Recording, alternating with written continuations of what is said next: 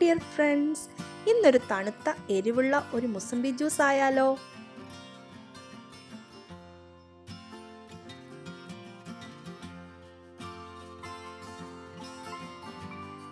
അതിനായി ഇവിടെ 2 തണുത്ത മുസംബി എടുത്തിട്ടുണ്ട്. ഒരു പച്ചമുളകും കുറച്ച് പഞ്ചസാരയും ഐസ് ക്യൂബ്സുമാണ് ഇതിലേക്ക് ആവശ്യം.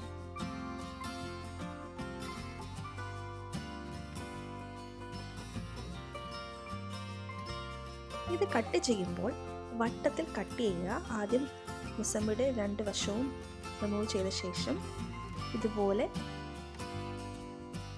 വരിഞ്ഞ് അതിൻ്റെ തോട് ഇളക്കി കളയുക.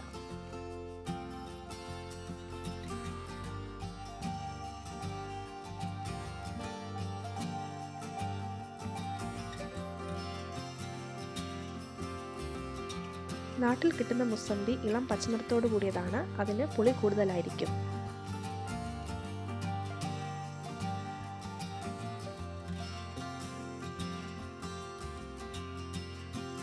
മുസംബിയുടെ 2 അറ്റവും ഇതുപോലെ കട്ട് ചെയ്യുക.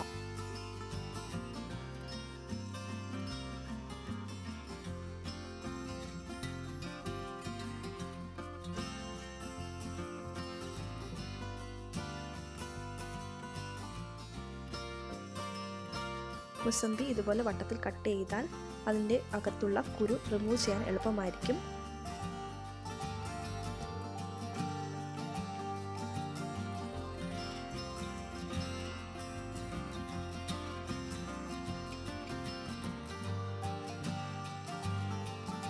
അതിനുശേഷം മിക്സിയുടെ ജാറിലേക്ക് മാറ്റാം.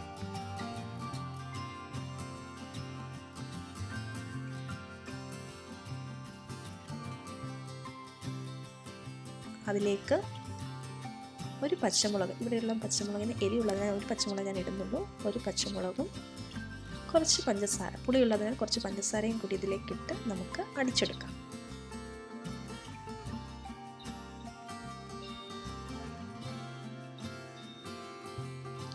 ഇപ്പോൾ അരിച്ചെടുത്ത മുസംബി ജ്യൂസാണ്. നമുക്കൊരു ഗ്ലാസ്സിലേക്ക് സെർവ് ചെയ്യാം. അതിനായിട്ട് ഒരു ഗ്ലാസ്സിലേക്ക് 3 ഐസ് ക്യൂബ്സ് ഇടുകയാണ്.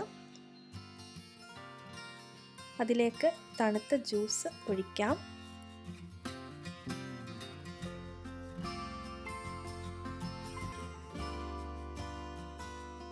അങ്ങനെ തണുത്ത എരിവുള്ള മുസംബി ജ്യൂസ് തയ്യാർ. വീഡിയോ ഇഷ്ടപ്പെട്ടാൽ ലൈക്ക് ചെയ്യുക, ഷെയർ ചെയ്യുക, സബ്സ്ക്രൈബ് ചെയ്യാൻ മറക്കരുത്.